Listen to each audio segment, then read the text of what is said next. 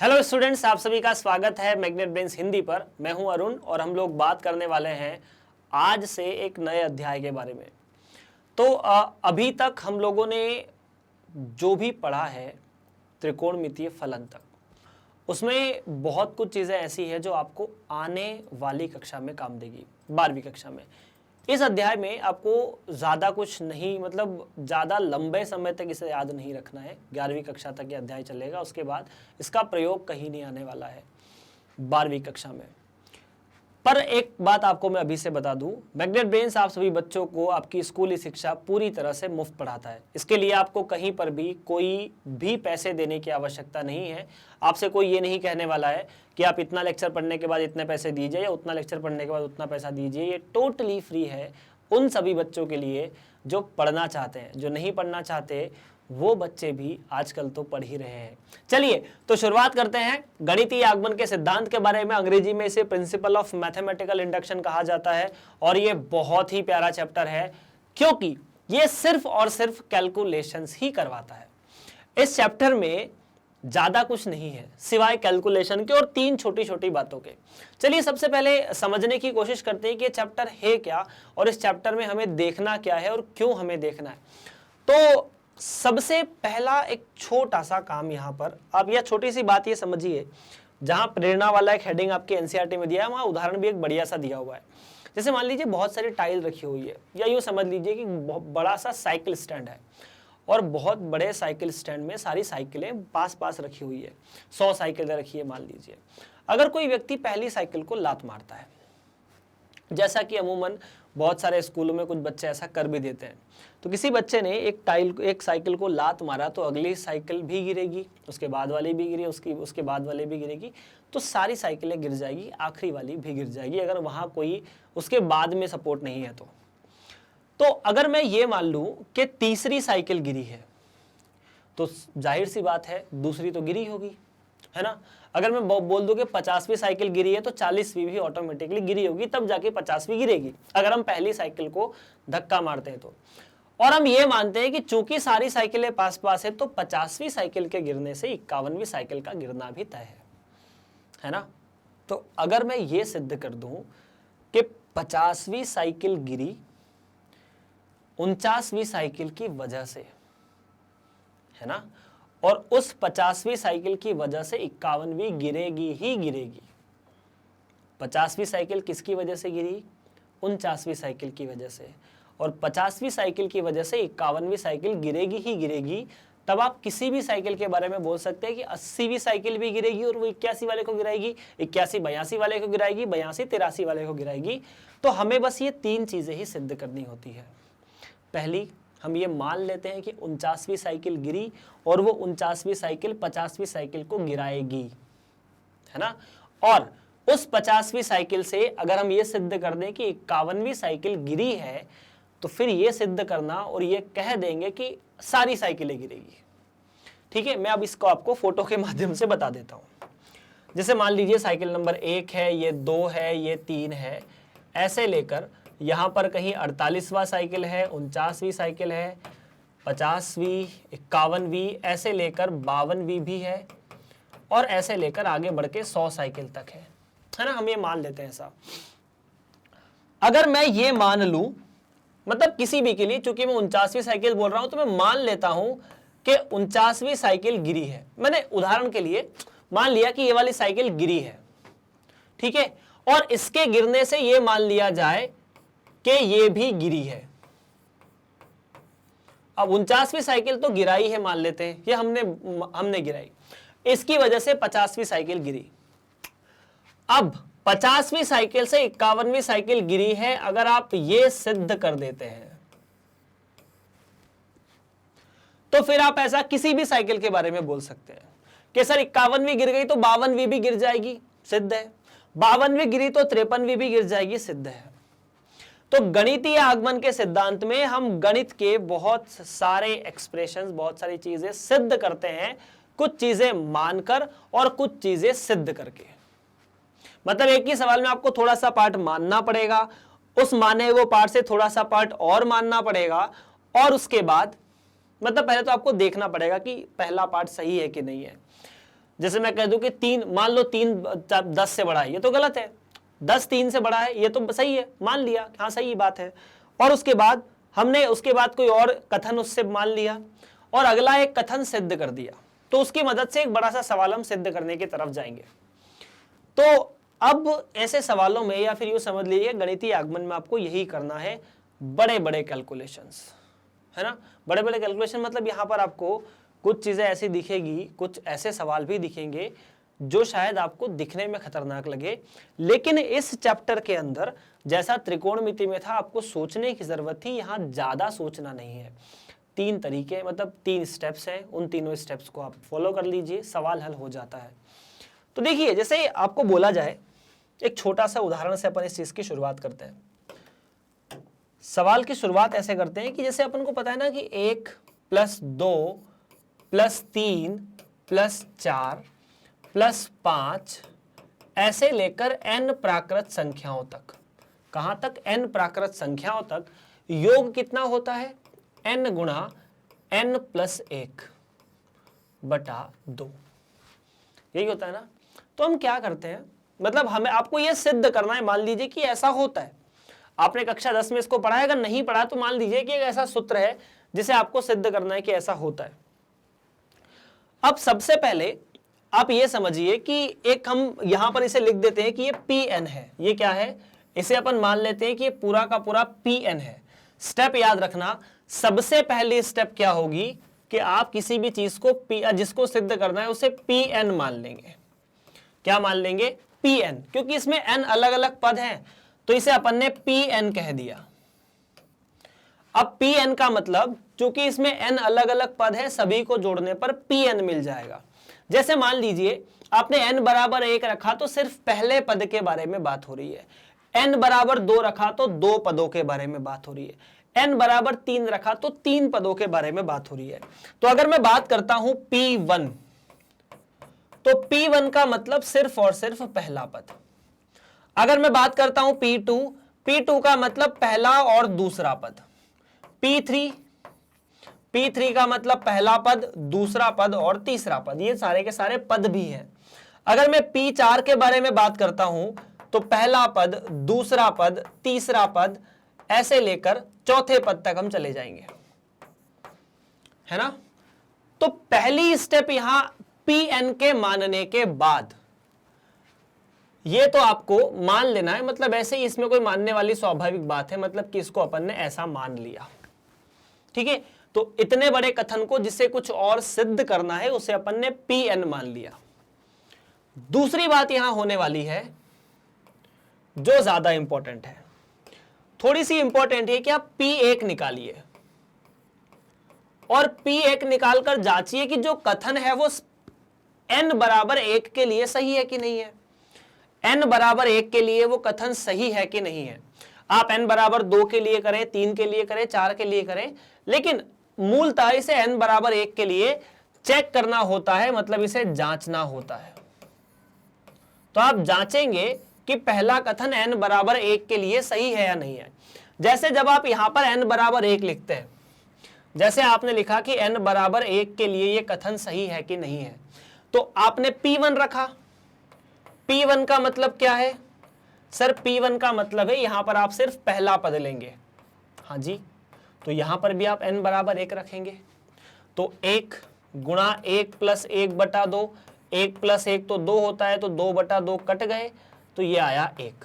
मतलब इधर से भी 1 आ रहा, उधर से भी 1 आ रहा, मतलब n = 1 के लिए LHS और RHS बराबर है।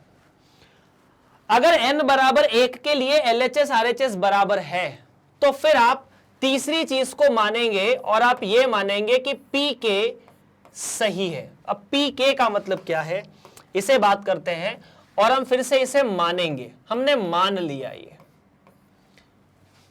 देखो क्या है, बात ऐसी है कि जब आप n = 4 रखते हैं तो ऐसा आता है। अगर आपको मैं कहूं कि n = 5 रख दो, तो 1 + 2 + 3 + 4 + 5, है ना। अगर मैं कहूं कि n = k, तो n = k रखोगे तो कहां तक लिख दोगे, 1 + 2 + 3 + ऐसे लेकर k पदों तक, यही कर सकते हो। तो आप ये मान लोगे कि n = k तक तो ये सही है, मतलब 50वीं साइकिल गिरी, सही है। अब n बराबर k तक सही है, तब आपको इन चारों की मदद से या इन तीनों की मदद से चौथी बात यह सिद्ध करनी है कि अगर आप k की जगह k+1 रखते हैं तो भी यह बात सही है, और k+1 को आपको सिद्ध करना होगा। क्या करना होगा? सिद्ध। और सबसे ज्यादा परेशानी इसी में आएगी। सर n बराबर pn मानना सिंपल सी बात है, n की जगह 1 रखना वो भी सरल है, pk को मान लेना ये भी सरल है। जिस कथन को सिद्ध करना है उसमें मान लिया कि जैसे आपको बोला कि 50 या 100 पद है या कोई भी एक सूत्र है, ये इसमें n पद है, तो आपने कहा कि k पद तक तो सही है, मतलब अगर 100 साइकिल थी तो 50 साइकिल तो गिरी। अब 50 साइकिल से 51वीं साइकिल गिर रही है, ये सिद्ध करना है। मतलब अगर pk सही है तो pk+1 सही है कि नहीं है, ये चेक करना है। अब इस सवाल को छोड़ते हैं, अपन जो आपकी किताब के सवाल हैं उनके अनुसार 1 बाय 1 बढ़ने की कोशिश करते हैं।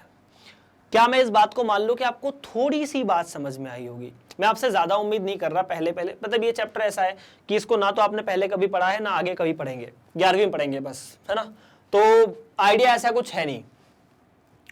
फिर भी मोटी मोटी फ्रेम ऐसी है कि मुझे कुछ नहीं करना, सबसे पहले कि जिसे सिद्ध करना उसे pn मान लेना है, और उसे pn मानने के बाद ये सिद्ध करना है कि ये n बराबर 1 के लिए सही है कि नहीं है।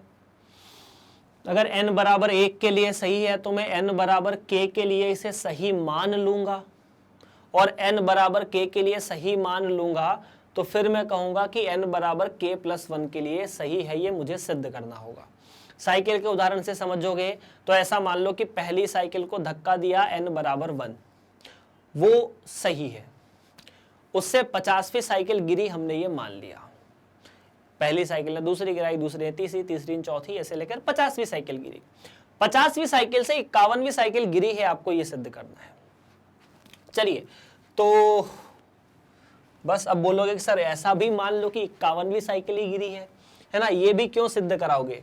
क्योंकि सबसे बड़ा सिरदर्द pk+1 को सिद्ध करना ही होगा, और यही आपका गणितीय आगमन का सिद्धांत है।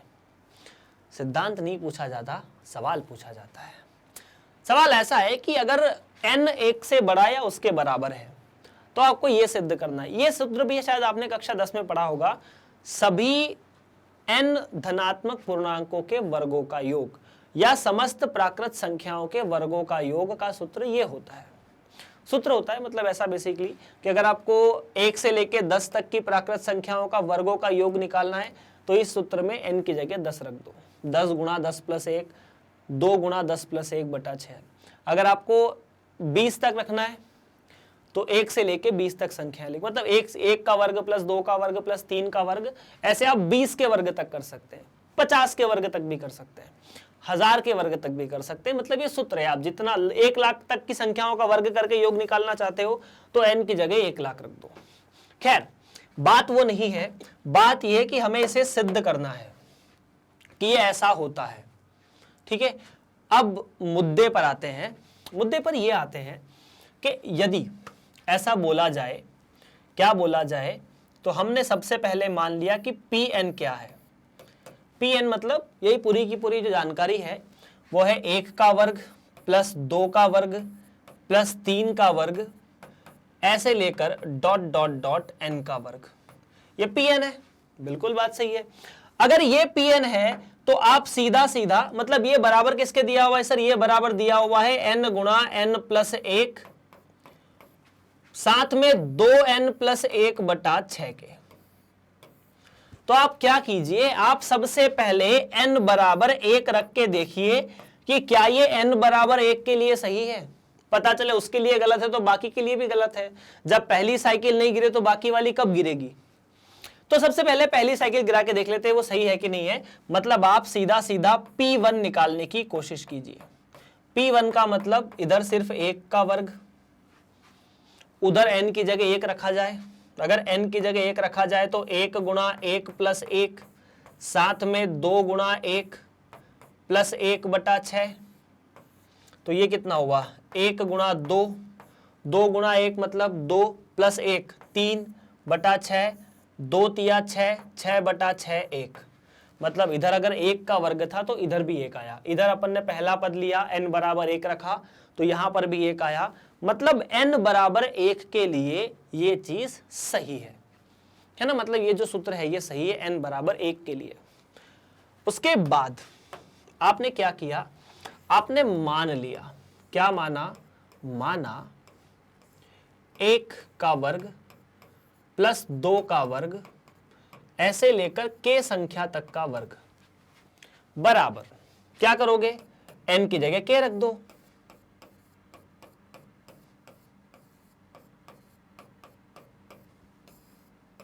होता है। हमने ऐसा माना कि ये जो सूत्र है वो k संख्या तक सही है, मतलब 50वीं साइकिल तक गिरा है। अब k+1 संख्या तक ये सही है या नहीं है, हमें ये सिद्ध करना है। हम बात कर रहे हैं कि pk जो है वो सत्य है। हमने ये मान लिया, माना pk सत्य है। थोड़ा सा ये चैप्टर बोर भी करेगा ना, मैं खुल्लम खुल्ला बोल रहा हूं, मतलब मुझे कोई परेशानी नहीं है बोलने में। चैप्टर थोड़ा सा बोर करेगा लेकिन मजेदार भी है, थोड़ा सा काफी बढ़िया है अगर सोचा जाए तो। अब देखो pk सही है, आपको pk+1 सिद्ध करना है। pk+1 सिद्ध करने का मतलब है कि अगर यहाँ k का वर्ग था तो आपको k+1 का वर्ग करना है। यहां पर क्या है, k का वर्ग है, आपको यहां पर k+1 का वर्ग लेकर आना है। आपको इसके अलावा और कुछ भी नहीं करना। चलिए फटाफट अपन आगे बढ़ते हैं और सवाल को हल करते हैं। तो आपने क्या माना है उसको ध्यान से देख लीजिए। आपने माना है कि 1 का वर्ग, 2 का वर्ग ऐसे लेकर k का वर्ग तक k गुणा k+1 2k+1/6 होता है। आपने ये मान लिया है और आपको क्या लेकर आना है, यहां पर आपने ये माना हुआ है 1 का वर्ग प्लस 2 का वर्ग प्लस 3 का वर्ग ऐसे लेकर k का वर्ग तक k गुणा k+1 2k+1/6 होता है। यहां अगर k का वर्ग की जगह k+1 का वर्ग आ जाए और ये चीज भी k+1 के वर्ग में आ जाए तो ये बात सही है। मतलब यूं समझो कि इसमें जहां जहां k लिखा है वहां वहां k+1 आ जाना चाहिए। मतलब इस k के वर्ग की जगह k+1 का वर्ग, इस k की जगह k+1, यहां पर k+1, यहां पर k+1 अगर आ जाए तो बोल देना कि pk+1 भी सत्य है। इतनी सी बात है बस। अब वो करने के लिए इधर k+1 का वर्ग आसानी से लाया जा सकता है। वो कैसे, आप इधर k+1 का वर्ग जोड़ दो। तो सिर्फ इधर अकेले जोड़ने से तो होगा नहीं, उसे इधर भी जोड़ना पड़ेगा। तो यही थोड़ी सी जो परेशानी है वो यहां आपको उठानी पड़ेगी। गणितीय आगमन में यही परेशानी होती है। तो देखिए आपने क्या किया, आपके पास ये चीजें तो थी, 1 का वर्ग, 2 का वर्ग, 3 का वर्ग ऐसे लेकर k का वर्ग तो था और ये किसके बराबर था, ये था k गुणा k+1 साथ में 2k+1/6 तक। आपने क्या किया, दोनों साइड k+1 का वर्ग जोड़ दिया, इधर भी और इधर भी। इससे क्या इसकी सेहत पर कोई फर्क पड़ा? नहीं। तो ये 1 का वर्ग, 2 का वर्ग, 3 का वर्ग, 4 का वर्ग, 5 का वर्ग, k का वर्ग, k+1 का वर्ग, तो इधर वाली जो चीज है क्या वो pk+1 हो गई। pk का मतलब क्या था, 1 का वर्ग, 2 का वर्ग, 3 का वर्ग ऐसे k का वर्ग। तो अगर यहां k+1 आया तो k+1 का वर्ग। अब इसे ना उस फॉर्मूले के जैसे बदलना है, सबसे बड़ी समस्या यही होती है। खैर कोशिश करेंगे कि चीजें आपकी आसानी से आपके गिरफ्त में आ जाए। देखिए यहां पर k+1 और यहां ये दोनों पदों में k+1 अपने को कॉमन दिख रहा है, तो अपन ने दोनों पदों में से k+1 को बाहर निकाल लिया है ना।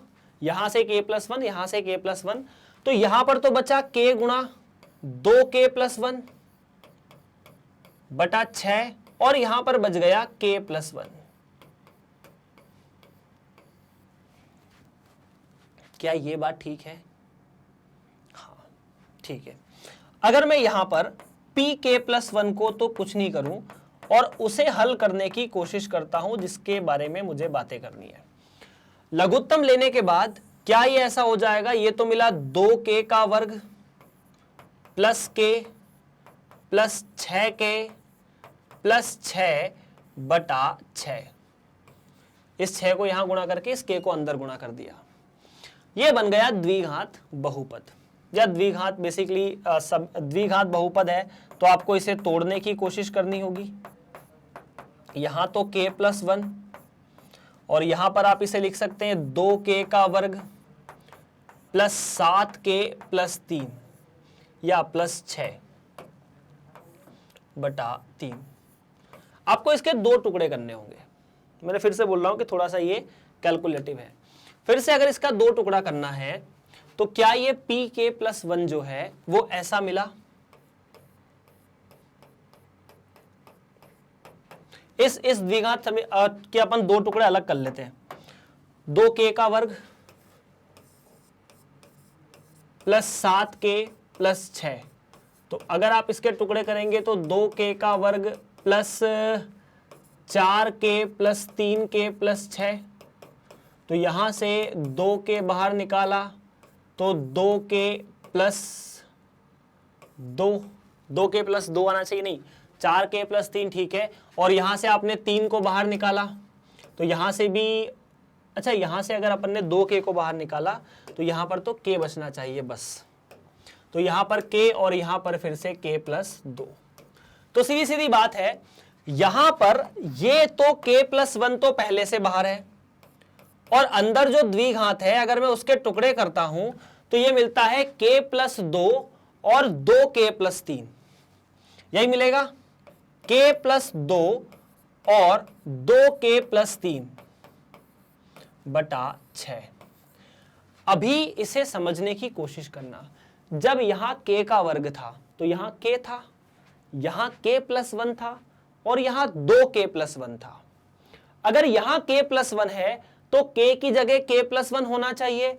हमें इस रूप को इस रूप में लेकर आना है।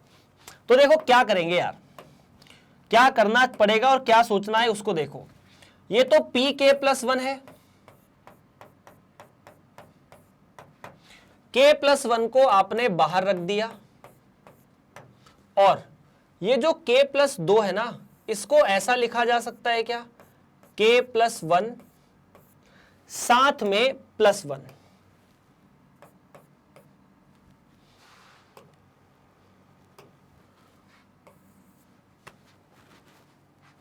ठीक, गुणा में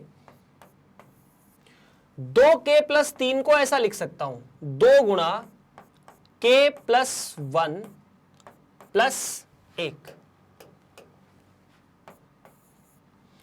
भाग दे दो 6 से, क्योंकि वो देना बाकी रह गया था। अब देखो, जब यहां k का वर्ग था तो यहां k था, यहां k प्लस 1 है तो यहां k प्लस 1 है। फिर k प्लस 1 मतलब k के वर्ग था तो यहां k में 1 जोड़ा था। जब यहां k प्लस 1 है तो k प्लस 1 में 1 जुड़ा है। उसके बाद जब यहां k का वर्ग था तो 2 गुणा k प्लस k था, उसमें 1 जुड़ा था। अगर यहां k प्लस 1 है तो यहां 2 गुणा k प्लस 1 प्लस 1 है, बटे में 6 दोनों में है। मतलब यदि pk सही है तो pk प्लस 1 भी सत्य है। यही गणितीय आगमन का सिद्धांत है कि यदि pk प्लस 1 या pk सही है, आपने pk प्लस 1 को सत्य कर दिया तो सीधी सीधी बात है, आपने ये बोला कि 50वीं टाइल्स गिरी और उसकी वजह से 51वीं टाइल्स भी गिर गई या 51वीं साइकिल भी गिर गई। तो 50वीं साइकिल के गिरने से 51वीं साइकिल गिर चुकी है, इसका मतलब सारी साइकिल गिर गई। अगर pk को सत्य मानने से pk प्लस 1 सत्य आता है तब हम बोल देंगे कि सारी की सारी चीजें, चाहे k प्लस 2 पे जाओ, k प्लस 4 पे जाओ, मतलब आप कुछ भी रखो, ये हमेशा सत्य है। इसका मतलब pn सत्य है। गणितीय आगमन का सिद्धांत यही बोलता है। और pn का मतलब ये चीज थी, मतलब ये जानकारी पूरी सत्य है और आपको यही सिद्ध करना था। अगर pn सत्य है मतलब ये सही है, ये इसके बराबर होता है। तो फिर अपन एक बार इस चीज को फिर से रिवाइज कर लेते हैं यार, क्या बोलेंगे रिवाइज करते समय? हम ये बोलेंगे कि चूंकि हमने सबसे पहले किसी भी चीज को या किसी भी जो यहां पर आपको फॉर्मूले दिए जाएंगे उसको n बराबर 1 के लिए सही मानेंगे। n बराबर 1 के लिए सही, n बराबर 1 के लिए चेक करेंगे। अगर वो n बराबर 1 के लिए सही है तो n बराबर k के लिए उसे सत्य मान लेंगे। n बराबर k के लिए सत्य मानने के बाद फिर हम बोलेंगे कि k+1 के लिए चेक किया जाए। k+1 को सिद्ध करेंगे कि हाँ ये सत्य है। अगर n बराबर k के लिए सत्य होने पर और k+1 सत्य होता है तब हम बोल देंगे ये सभी संख्याओं के लिए सत्य है, मतलब आप n का मान कुछ भी रखो ये सत्य है। और अगर n का मान कुछ भी रखेंगे तो ये सत्य है। अब सर pk तक तो सत्य मान लेंगे, लेकिन उसके बाद k+1 वाला सत्य कैसे करेंगे? तो इसके लिए ही हमें दिमाग लगाना है इस चैप्टर में। चूंकि यहां पर जोड़ था तो मैंने k+1 का वर्ग का जोड़ कर दिया। कहीं अगर घटाव होगा तो आप k+1 का घटाव कर देंगे, कहीं गुणा होगा तो आप k+1 का गुणा कर देंगे। यही चीज आपको सब जगह करनी है। चलिए अगले सवाल की तरफ बढ़ते हैं।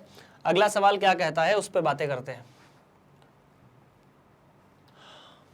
जैसे बोल रहा है कि सभी धन पूर्णांक के लिए सिद्ध कीजिए कि 2 की घात n n से बड़ा है। अब छोटी सी अपन एक छोटा सा इस पर रिसर्च कर लेते हैं पहले।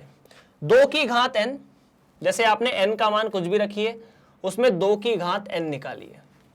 जैसे अगर आपने n का मान 1 रखा तो 2 की घात 1 आएगा, n का मान 2 रखा तो 2 की घात 2 आएगा, n का मान 3 रखा तो 2 की घात 3 आएगा। यही होगा।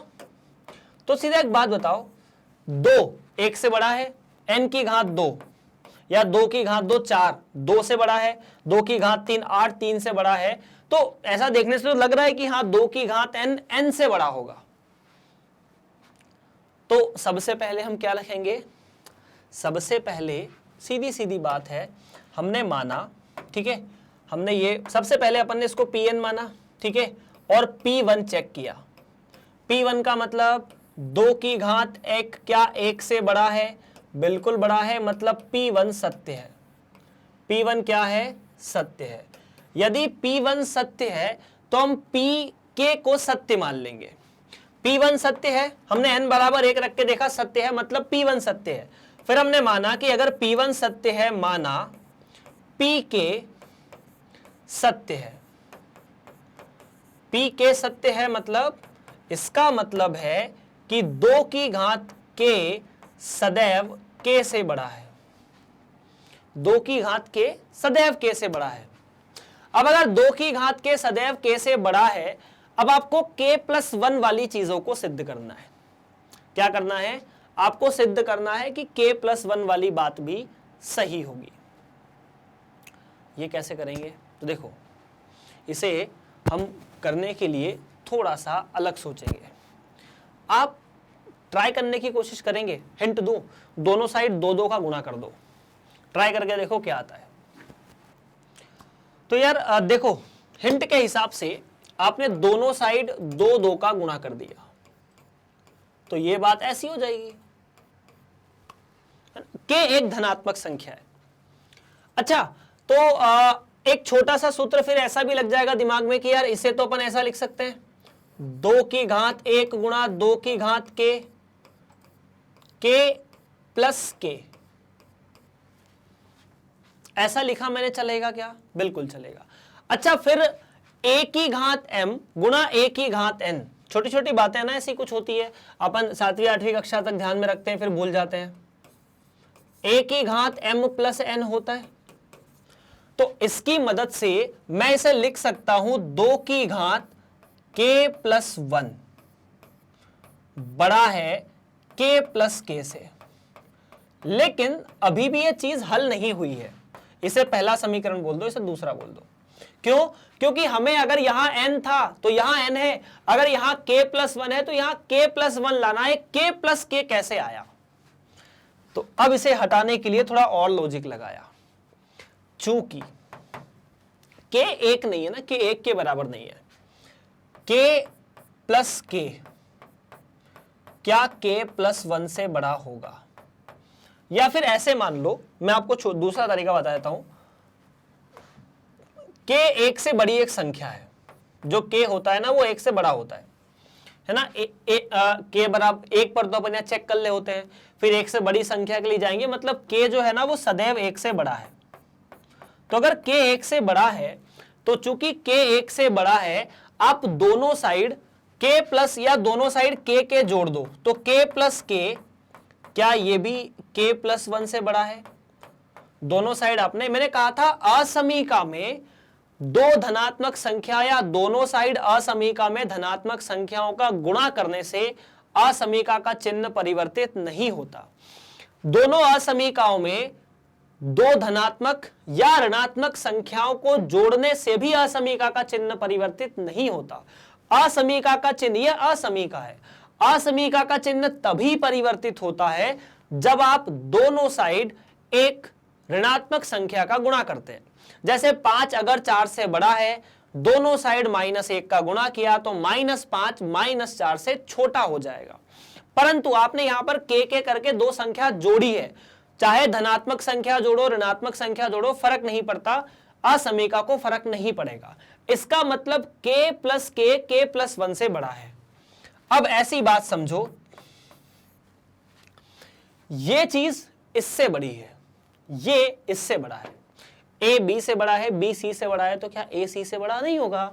बिल्कुल होगा। तो 2 एवं 3 से क्या मैं लिख सकता हूं कि 2 की घात k प्लस 1 सदैव k प्लस 1 से बड़ा है। और अगर ऐसा है तो p के सत्य है, नहीं p के नहीं, p के प्लस 1 सत्य है। अगर ऐसा हो गया तो देखो p के का मतलब क्या था, 2 की घात k से बड़ा है। तो अगर 2 की घात k प्लस 1 से बड़ा है तो मैं कह सकता हूं कि p के प्लस 1 भाई साहब सत्य है। और अगर ये सत्य है तो गणितीय आगमन के सिद्धांत से यह बात भी सत्य है। अपने को बस आखिरी में इतना ही लिखना है। अगर अपन p के प्लस 1 को सत्य प्रसिद्ध कर देते हैं तो आखिरी में अपने को यही लिखना है। मतलब सवाल की जो मेन आत्मा है वो p के को सत्य करने के बाद p के प्लस 1 को सत्य करना ही है। इस सवाल में ये बड़ी आसानी से सत्य हो गया, ये हमारी किस्मत समझो। हमेशा ऐसा नहीं होगा, है ना। आने वाले पिछले सवाल में आप देख चुके हो, अगले में और देख लो। ओ हो, ऐसा सवाल तो हम लोगों ने देखा ही नहीं कभी। ऐसा पता है, ऐसा सवाल अपन दूसरे तरीके से और कर सकते हैं। इस सवाल को करने के 2 तरीके हैं। एक तरीका शायद आपको अच्छा लगेगा, दूसरा आपको अच्छा नहीं लगेगा। लेकिन जो आपको अच्छा नहीं लगेगा वही मैं आपको बताऊंगा, क्योंकि जो तरीका आपको अच्छा नहीं लगेगा वो गणितीय आगमन का तरीका है। दूसरा और शॉर्ट तरीका है, उसको अपन बात करेंगे जब हम लोग समांतर श्रेणी बात करेंगे, लेकिन या अनुक्रम तथा श्रेणी बात करेंगे। इस सवाल में गणितीय आगमन के सिद्धांत पर ही हमें बात करनी है। देखिए, सबसे पहले पी के क्या है या पी एन क्या है। ये पूरी की पूरी जो रामायण है वो, या पूरे का पूरा जो कथन है वो पी एन है। पी एन में आप एन बराबर 1 रख के देखिए, है ना। कुछ चीजें अपन फटाफट देख लेते हैं यार। P1, तो P1 के बारे में आप क्या कहोगे? यहां से पहला पद उठाओ, यहां n बराबर 1 रखो। Pn का मतलब यही है, 1 गुणा 2। ये 1.2 नहीं है ना, अब बटा में 1 गुणा 2 है। पहला पद तो यही था। यहां n बराबर 1 रखा, n बराबर 1 रखा तो कितना? 1 प्लस 2, 1 बटा 1 गुणा 2 मतलब 2 बराबर, अच्छा यहाँ n बटा 1 प्लस n है। आपने n बराबर 1 रखा तो 1 यहां पर और यहां पर 1 था, तो ये 1 बटा 2। इसका मतलब P1 सत्य है। क्या है? P1 सत्य है। LHS बराबर RHS है, ठीक है। तब हम क्या करेंगे? माना किसी P के या किसी K के लिए जो 1 से बड़ा है। अब मानने मनाने वाली बात शुरू करते हैं। माना किसी K के लिए K 1 से बड़ा है, के लिए P के सत्य है। P के सत्य है और P के को सत्य बोलने में आपको कुछ नहीं करना। जहां n है वहां k लिख दो, ठीक है। तो इसका मतलब आपने ये मान लिया है कि अगर मैं 1/1 गुणा 2 लिखता हूं प्लस 1/2 गुणा 3 लिखता हूं प्लस 1/3 गुणा 4 लिखता हूं, ऐसे लेकर अगर मैं 1/k गुणा k प्लस 1 लिखता हूं तो ये वास्तव में k गुणा k प्लस 1 होता है। आपने ये माना। अब आपको क्या करना है, आपको पी के और इन सारे कथनों की मदद से और आपके पास जो ज्ञान है उसकी मदद से, जो गणित के फॉर्मूले हैं, सूत्र लग सकते हैं, विधि लग सकती है, उनकी मदद से पी के प्लस 1 को सत्य करना है।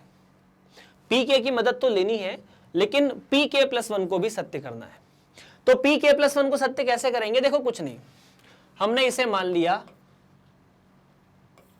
दूसरा समीकरण, है ना, और हमने कहा कि ये सत्य है। हमने चूंकि देखा कि देखो अगर मैं k तक बात करता हूं तो यहां k आता है, उसके आगे k प्लस 1 आता है। अगर मुझे k प्लस 1 की बात करनी है तो यहां k प्लस 1 आना चाहिए और यहां k प्लस 1 से एक ज्यादा मतलब k प्लस 2 आना चाहिए।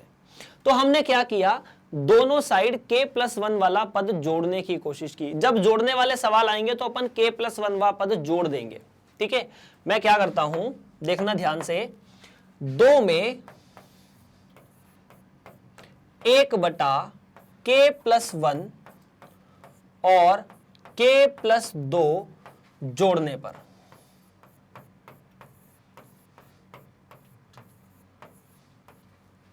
है ना, क्या किया है, चूंकि फिर से सुन लेना, जब मैं पी के की बात कर रहा हूं तो 1 2 3 यहां k आएगा और k के साथ उसकी अगली संख्या k प्लस 1 गुणा होगी। तो अगर मैं पी के प्लस 1 की बात करूंगा तो यहां पर k प्लस 1 आना चाहिए और उसकी अगली संख्या k प्लस 1 का अगला कौन सा, k प्लस 2, वो आना चाहिए। तो अगर आप 2 में दोनों side k plus 1 k plus 2 जोड़ देंगे तो शायद आपको यहां पर ऐसा कुछ दिखना चाहिए, 1/1 गुणा 2, 1/2 गुणा 3, 1/3 गुणा 4, ऐसे लेकर यहां तक पर तो k गुणा k प्लस 1 था और आपने यहां इसे ऐसा जोड़ दिया। इधर तो k प्लस 1 एक पद जोड़ा है और इधर k प्लस 2 नाम का पद जोड़ा है, और यहां पर जो चीज पहले से चल रही थी उसमें भी आपने यही चीज की है।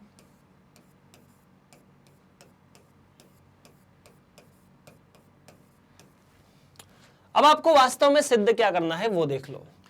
ये तो वो k प्लस 1 पदों वाली चीज आ चुकी है, जो आपको यहां चाहिए थी वो चीज चाहिए थी। आपको यहां पर k प्लस 1 और यहां k प्लस 1 मतलब k प्लस 2 चाहिए था।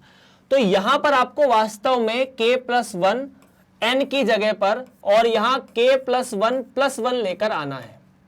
अगर आप ये लेकर आ जाएंगे तो आप बोल देंगे कि चूंकि पी के में यहां k बटा k प्लस 1 था तो पी के प्लस 1 में ऊपर k प्लस 1 बटा k प्लस 1 होगा। यही चीज करनी है। तो हमें इधर तो ये चीज हो चुकी, इसे सरल करना है। सरल कैसे करेंगे वो देखो, कुछ नहीं, यहां से आप हर में से k प्लस 1 को बाहर निकाल लीजिए। तो यहां पर बचेगा k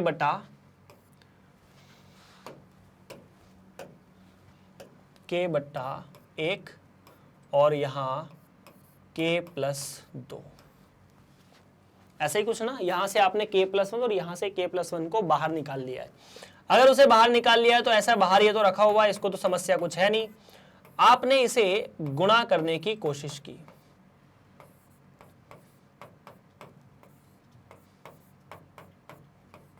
इसका लघुत्तम इसमें लिया तो k का k में गुणा k का वर्ग, k का 2 में गुणा 2k प्लस 1, k का वर्ग गुणा 2k प्लस 1 का मतलब तो ये होता है।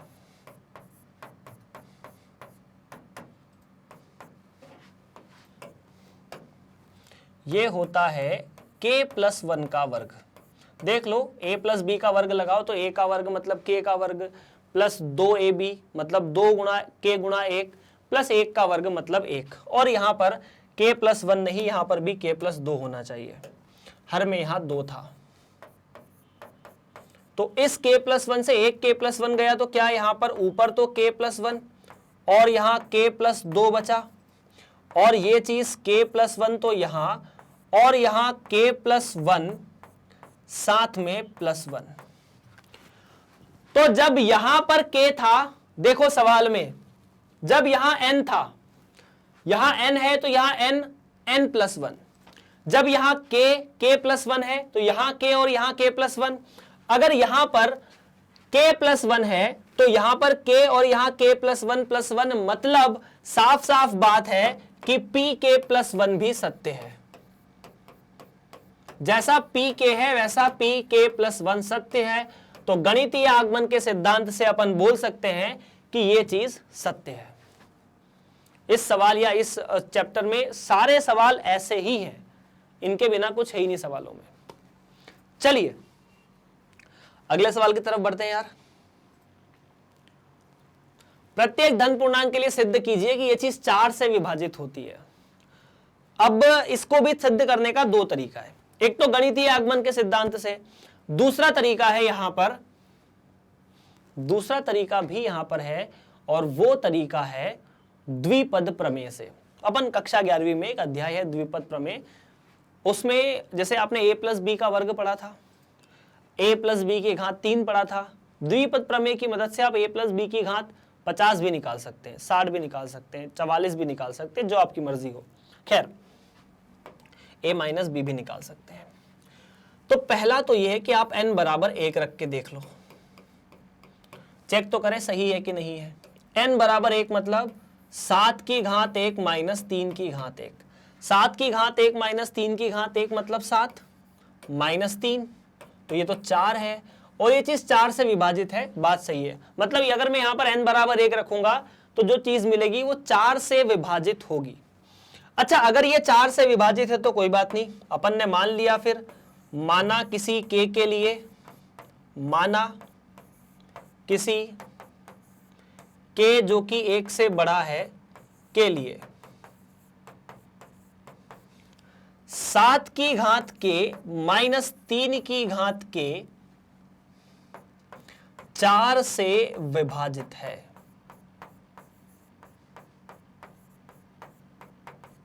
अब कोई संख्या अगर 4 से विभाजित है तो उसे आप ऐसे भी तो लिख सकते हैं कि 7 की घात k माइनस 3 की घात k 4 का कोई गुणज है। इस कथन को ध्यान से देख लो, ये 9 नहीं है ना, q है, मतलब q की जगह आप इसको यार p लिख दो, थोड़ा आसान रहेगा। मतलब 4 में किसी न किसी संख्या का गुणा करेंगे तो ये भाई साहब आ जाएंगे, है ना। अगर कोई संख्या जैसे मान लो 100 25 से विभाजित है तो 25 में 4 का गुणा करने पे 100 आ जाएगा। तो इतनी बात तो हमें समझ में आई। अब हमें क्या करना है पता है, इस k की n की जगह या k की जगह k+1 लिख के देखना है कि ये 4 से विभाजित है कि नहीं है, बस इतनी सी बात करनी है। तो इसके बारे में बात कर लेते हैं कि क्या ये चीज 7 से विभाजित है। 7 से नहीं, 4 से। हमें इसके बारे में बात करनी है। यही pk+1 है हमारे लिए, है ना, pk+1 यही है, क्योंकि यहां पर n की जगह k+1 लाके सिद्ध करना है आखिरी में। तो देखते हैं क्या होता है। देखो यार, इसे आप ऐसा लिख सकते हैं 7 की घात k गुणा 7 की घात 1, a की घात m प्लस n, सूत्र वही है, a की घात m प्लस n बराबर a की घात m गुणा a की घात n। और इसे भी ऐसा लिख सकते हैं फिर तो 3 की घात k और 3 की घात 1, यही करेंगे, बिल्कुल यही करेंगे। अच्छा ठीक है, फिर ये जो 7 की घात 1 है, इसका मतलब तो 7 है, उस 7 को क्या 4 + 3 लिख सकते हैं? लिख सकते हैं। तो 7 की घात k में अब ये जो 7 है इसे 4 + 3 लिखा, बड़े फूक फूक के कदम रखने पड़ेंगे यहां, ऐसा कुछ है ना। अब आपने इसको अंदर गुणा भी कर दिया,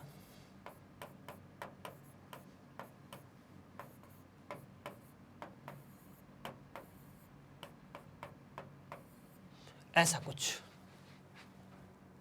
ठीक, अभी ठीक है। मजा तो अभी आएगा।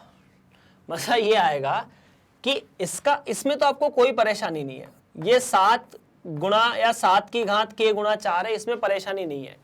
यहां से आप 3 को बाहर निकाल लीजिए। अगर आप 3 को बाहर निकालेंगे तो आपको पता चलेगा 7 की घात k माइनस 3 की घात k।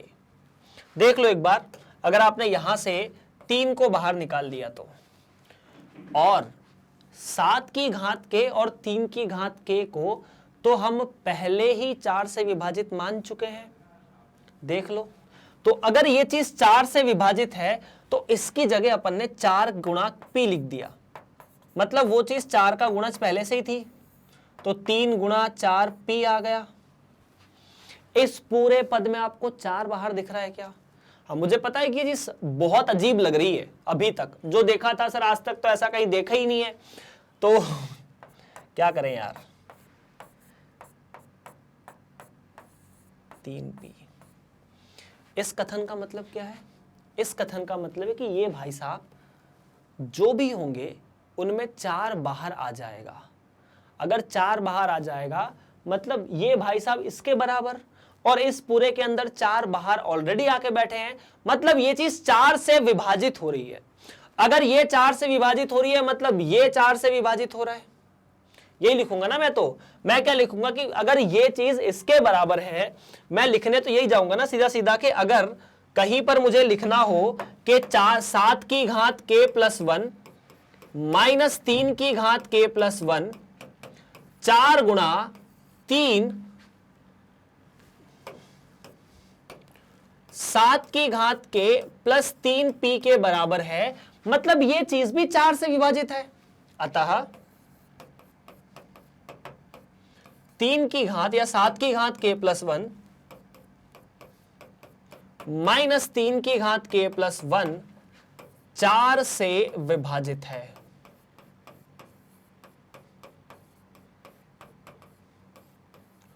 और अगर यह 4 से विभाजित है तब क्या बोल सकते हैं? तब pk प्लस 1 सत्य है, मतलब pk प्लस 1 भी 4 से विभाजित है। बात तो यही है। अगर pk प्लस 1 सत्य है कब? जब pk सत्य है। pk तो सत्य अपन ने माना था, pk प्लस 1 सत्य है, मतलब 50वीं साइकिल गिरने से 51वीं गिरी, तो ये बात हमेशा सत्य है। कहां से लिखा? गणितीय आगमन के सिद्धांत से। ठीक है, चैप्टर थोड़ा ऐसा ही है ये, इसमें एक ही प्रश्नावली है और शुक्र मनाइए कि वो एक ही है। चलिए आगे बढ़ते हैं यार। अगला सवाल है, सभी प्राकृत संख्याओं n, मतलब n प्राकृत संख्या है, के लिए सिद्ध कीजिए कि 1 प्लस एक्स की घात n बड़ा है या बराबर है 1 प्लस nx से, जहां x माइनस 1 से बड़ा है। अब यहाँ कुछ कुछ चीजें ऐसी है जो आपको शायद जाननी चाहिए। पहला तो ये वाला चिन्ह का मतलब क्या है? इस चिन्ह का मतलब है कि यदि कहा जाए कि a b से बड़ा है या a b के बराबर है, दोनों में से कोई एक होगा तो भी चलेगा। जैसे अगर मैं कहता हूं कि a b से बड़ा है तब भी ये सत्य है, या फिर a b के बराबर है, दोनों केस में ये कथन सत्य होगा। जैसे अगर बोला जाए कि 5 4 से बड़ा या उसके बराबर है, तो बात ये सत्य है, मैं कहूंगा ये बात सत्य है, आपको भी पता है सत्य है, तो फिर बराबर का चिन्ह क्यों लगाया? असमीका बनाने के लिए। ठीक है। और दूसरा, अगर मैं कहूं कि 5 5 के बराबर है या उससे बड़ा है, तो भी ये सत्य है। ऐसा क्यों? क्योंकि इस चिन्ह का मतलब होता है या तो a b से बड़ा रहे या a b के बराबर रहे, दोनों केस में ये चीज सही होगी। या तो a b से बड़ा रहे या a b के बराबर रहे, दोनों केस में ये चीज सत्य होगी।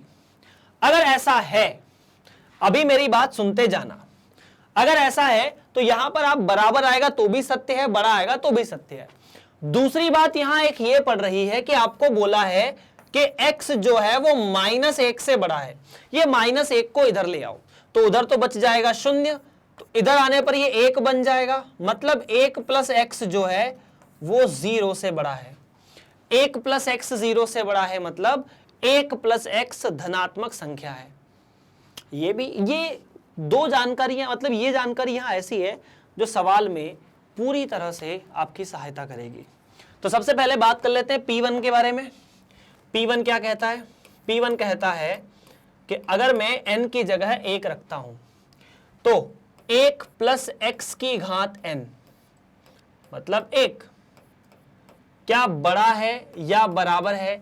n की जगह 1 रखोगे तो ये सीधा सीधा x ही बनेगा, है ना। n की जगह 1 रखोगे तो 1 गुणा x, मतलब 1 प्लस एक्स जो है वो 1 प्लस एक्स के बड़ा या बराबर है। बात तो सही है ना, ये बात सत्य है। मतलब P जो है या Pn+1 सत्य है या P1 सत्य है। तो इसके आधार पर अपन मान लेते हैं कि Pk सत्य है। क्या माना? Pk का मतलब Pk का मतलब 1 प्लस एक्स की घात k। हमें n का जो मान है 1 n में रखना है, x में नहीं रखना। ये बात भी सत्य है, मतलब यहां पर k आ जाएगा। ये आपने मान लिया कि ये सत्य है। अब इसकी मदद से आपको k की जगह k+1 लाना है। मतलब आपको यहां पर k+1 लाना है और यहां पर k+1 लाना है। आपको यहां और यहां दो जगह जहां जहां k है वहां k+1 लाकर देना है कि ये बात सत्य है या बराबर है। तो सोचो कैसे करेंगे। सोचना बहुत जरूरी है यहां पर। देखो यार, अगर सोचा जाए तो क्या होगा, इस पर ध्यान दे लो फटाफट। तो आपने क्या माना था? आपने माना था कि 1 प्लस एक्स की घात n या k बड़ा या बराबर है 1 प्लस के एक्स से। और आपको एक छोटी सी बात ऑलरेडी पता है कि 1 प्लस एक्स एक धनात्मक संख्या है। अगर 1 प्लस एक्स एक धनात्मक संख्या है तो दोनों जगह मैं 1 प्लस एक्स से गुणा कर देता हूं। मैंने क्या किया? दोनों जगह 1 प्लस एक्स से गुणा करने पर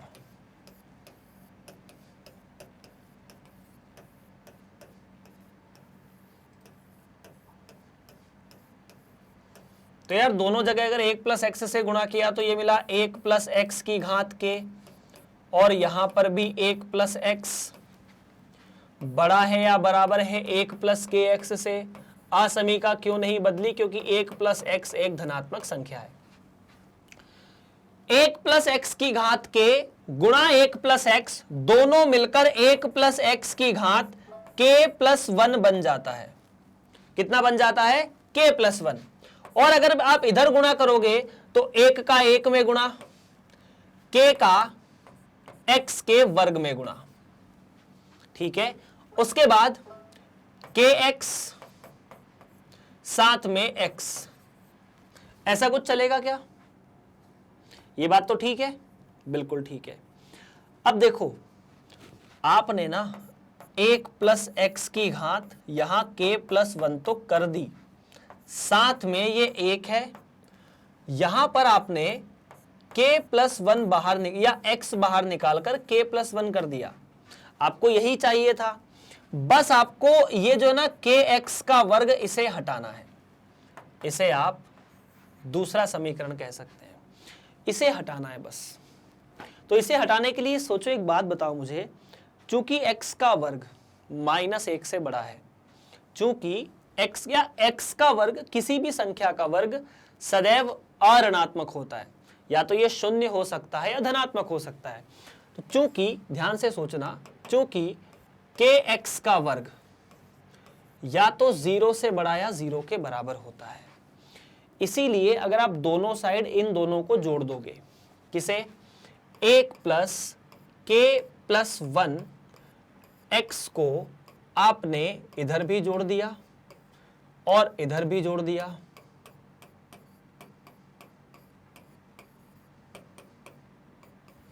अभी मेरी बात सुनो, ये वस्तु इस वस्तु से बड़ी है, ये वस्तु इस वस्तु से बड़ी है, ये दोनों वस्तु सेम है ना।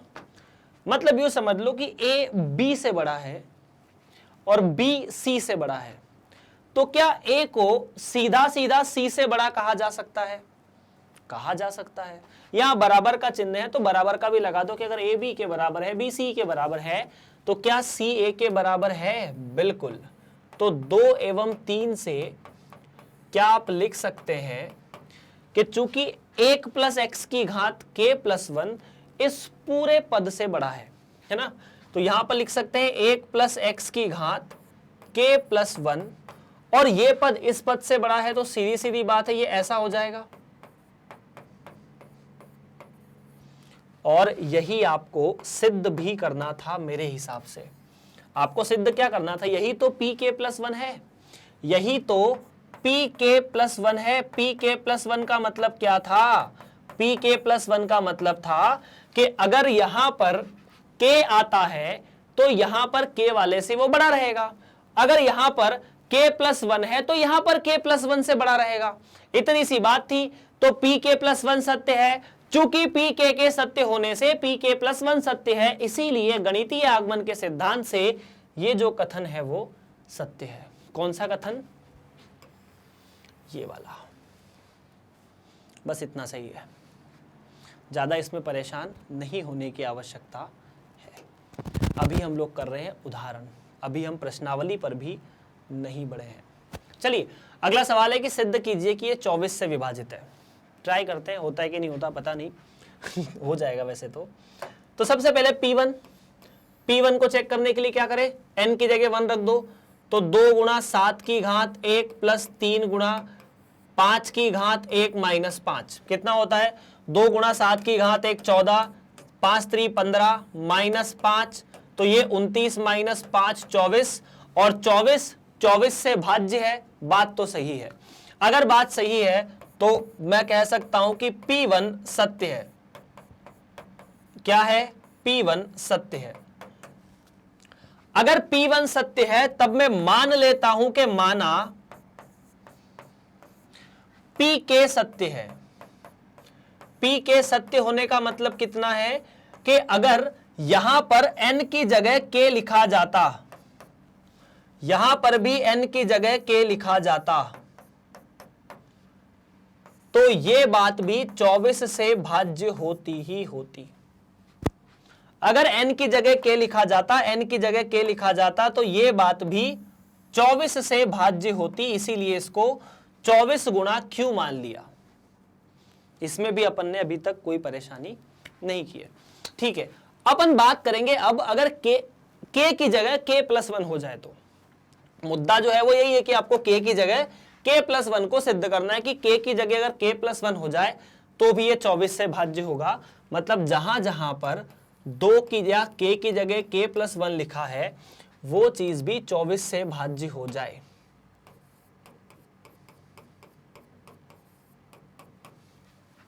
ठीक, अब सूत्र एक छोटा सा होता है, a की घात m गुणा a की घात n बराबर a की घात m प्लस n, या बिल्कुल, तो यहां पर हो जाएगा 2 की घात 7 k गुणा 7 की घात 1 प्लस 3 की घात 3 गुणा 5 की घात k 5 की घात 1 माइनस 5। ऐसा कुछ, इतना ठीक है, इतना ठीक है।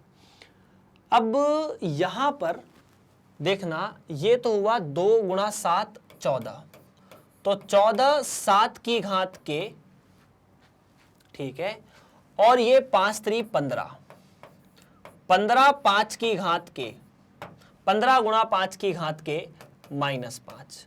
आपको इसे 24 का गुणज लगाना है। क्या बताना है कि ये भाई साहब 24 का गुणज है। अगर ये 24 का गुणज है तो किसी ना किसी तरीके से इसे 24 गुणा कुछ कुछ लिख के आना और कुछ नहीं करना है। तो अगर ये 7 है या ये 14 है और वहां पर ये 15 है, 15 के आगे अगर यहां 5 होता, मतलब मैं क्या कर रहा हूं वो सोचने की कोशिश करना। इस 14 को अपन ने लिख दिया 10 प्लस 4 7 की घात के,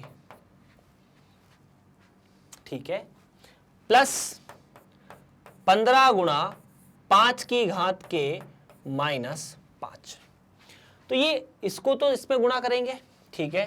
तो क्या ये ऐसा हो सकता है 10 गुणा 7 की घात के प्लस 4 गुणा 7 की घात के प्लस 15 गुणा 5 की घात के, और ये जो माइनस 5 है ना, इसे मैंने लिख दिया माइनस 25 प्लस 20। अब ऐसा करने के पीछे मेरा जो उद्देश्य है वो समझने की कोशिश करना। इसे और इसे, इन तीनों को पास पास लिखने के बाद वहां से 5 को कॉमन ले लो। इन तीनों को पास पास लिखने के बाद वहां से 5 को बाहर निकाला जाए। ठीक है, बिल्कुल कर सकते हैं। तो यहां से अगर आपने 5 को बाहर निकाला तो ये बना 2 7 की घात के, ये बचेगा 3 7 5 की घात के -5, और उसके बाद ये बचेगा 4 गुणा 7 की घात के +20। ऐसा कुछ? क्या मेरी ये बात आप लोगों को समझ में आई? हमने अभी तक तो कुछ भी मतलब कुछ स्पेशल नहीं किया है, बस जितना है अभी तक, यहाँ पर k की जगह k+1, यहाँ k की जगह k+1, उसके बाद में इसे सरल करने की तरफ ही लगातार बढ़ा हूँ। 5 3 15 वहाँ था तो 15 हुआ, 7 दूनी 14 ये था तो 14 हुआ। 15 और 14 अगर आप चाहते तो यहाँ से उसको 21 भी कर सकते थे, बात सेम ही होती। देख लो, अगर यहाँ कहीं गड़बड़ लगती है तो फटाफट बता दो, अगर गड़बड़ नहीं लगती है तो कोई बात नहीं, मैं रुका हूँ, मतलब आप लोगों के लिए 2 मिनट में आउट ऑफ स्क्रीन हो जाता हूँ।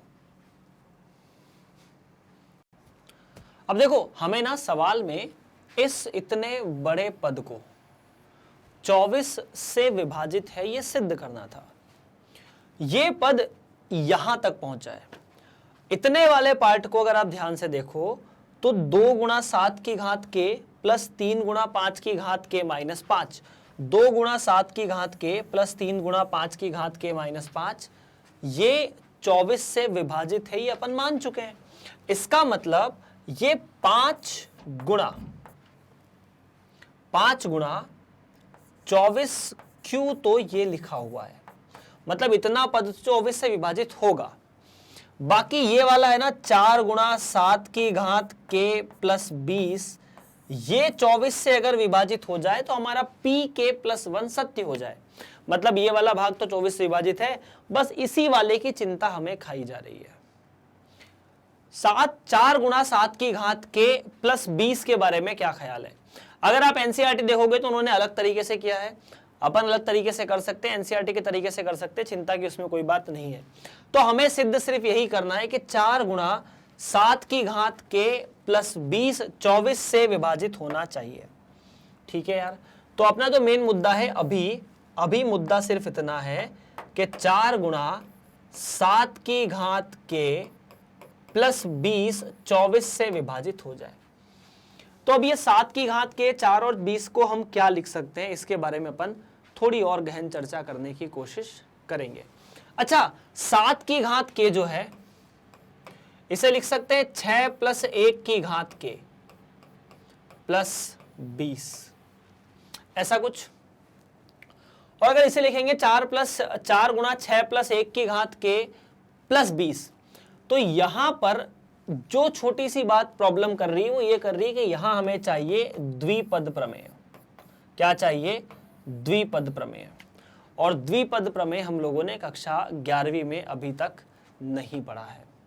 तो अब हम सोचने की कोशिश करेंगे कि हम इसे कैसे हल करें, है ना, मतलब द्विपद प्रमेय के बिना इसको कैसे हल किया जाए। तो द्विपद प्रमेय में कुछ नहीं होता, इसमें बहुत सारे पद आते हैं, हर पद में 6 कम से कम एक बार रहेगा, हर पद में 6 कम से कम एक बार रहेगा ही रहेगा, सिर्फ आखिरी वाले पद को छोड़कर। तो 6 गुणा 6 + 1 की घात के जो है इसे नोट कर लो, मतलब इसे आप ऐसे लिख सकते हैं 6 गुणा p + 1, इसे सदैव ऐसा लिख सकते हैं। तो इस चीज को मैं ऐसा लिख सकता हूं 4 गुणा 6 गुणा p + 1 + 20। तो यार ये तो 6 को 4 में गुणा किया तो 24 हो गया, 4 को 1 में गुणा किया 24p हो जाएगा। फिर हम लोग 4 को 1 में गुणा करेंगे, देखो 24p + 4 + 20, तो ये तो हुआ ना 24p + 24, मतलब यहां से भी आप 24 को बाहर निकाल सकते हैं और इसे मान सकते हैं t, मान लीजिए थोड़ी देर के लिए, t का मतलब p + 1 है, मतलब ये दोनों पद भी 24 से विभाजित हो रहे हैं। ये पद 24 से विभाजित था, ये पद भी 24 से विभाजित था, मतलब ये पूरा का पूरा पद 24 से, दोनों के दोनों का जोड़ 24 से विभाजित है, तो ये वाला पद 24 से विभाजित हो रहा है। मतलब ये पूरा जो तीनों चीज का जोड़ है वो 24 से विभाजित हो रहा है। मतलब pk प्लस 1 24 से विभाजित हो रहा है, मतलब ये बात सत्य है। और अगर pk प्लस 1 सत्य है तो ये कहानी भी 24 से विभाजित हो रही है।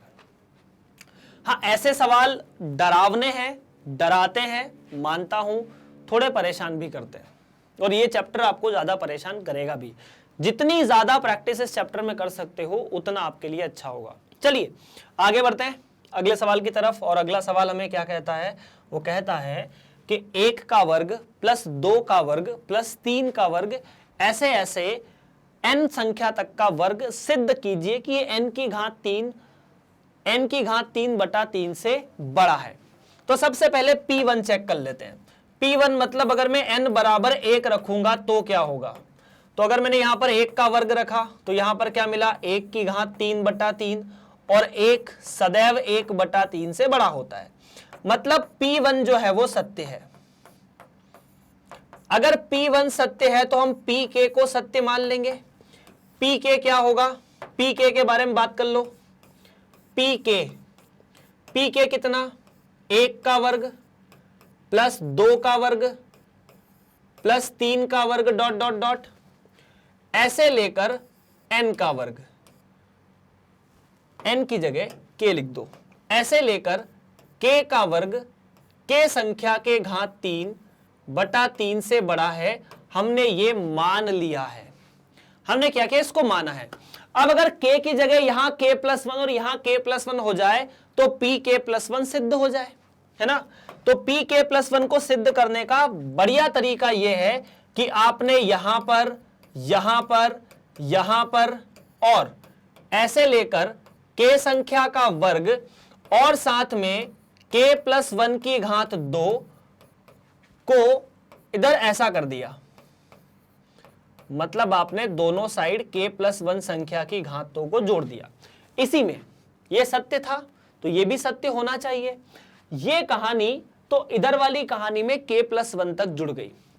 अब अगर ये पूरा जुड़कर k प्लस 1 की घात 3 हो जाता है तो हमारा काम हो जाएगा। हम इसे ही सरल करने लगेंगे। ठीक है, हम इसे सरल कर लेते हैं। ये क्या लिखा हुआ है? तो इसे सरल करना मतलब k की घात 3 बटा 3 प्लस k प्लस 1 का वर्ग। ठीक है, तो इसे अलग से हल कर लेते हैं। किसे?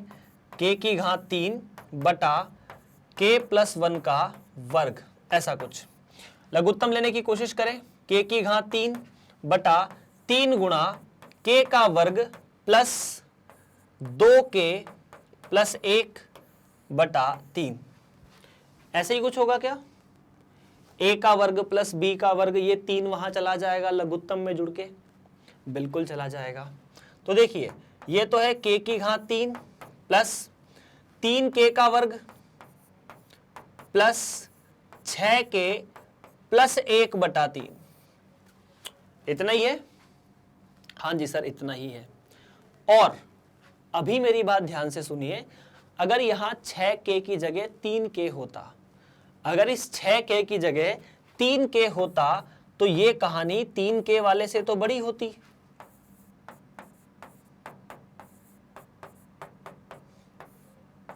ऐसा मैंने क्यों लिख दिया? अगर ये 6k की जगह 3k होता तो ये 6k वाला ज्यादा है कि 3k वाला ज्यादा? k एक धनात्मक संख्या से 6k वाला ज्यादा है। और ये जो चीज है ना, ये तो क्या है? k प्लस 1 की घात 3 बटा 3। इसका मतलब ये इसके बराबर है और ये चीज k प्लस 1 की घात 3 बटा 3 से बड़ी है। तो ये कथन k प्लस 1 की घात 3 बटा 3 से बड़ा होगा। और आपको यही सिद्ध करना था कि अगर यहाँ n है तो यहाँ n की घात 3 बटा 3, अगर यहाँ k का वर्ग है तो k की घात 3 बटा 3, अगर यहाँ k प्लस 1 का वर्ग है तो k प्लस 1 की घात 3 बटा 3। pk प्लस 1 सिद्ध हुआ या सत्य हुआ। pk प्लस 1 जो है वो सत्य हो चुका।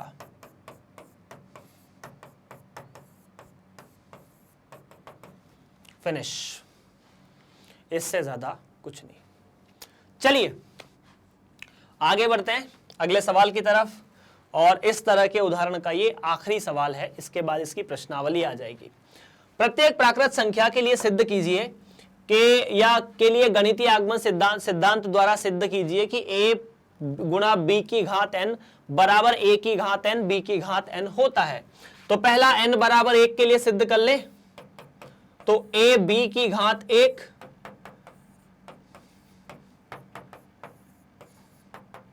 सत्य, बिल्कुल सत्य है, कोई दिक्कत नहीं है। अब पी के को सत्य मान लेंगे। पी के का मतलब क्या है, एन की जगह के लिख दो।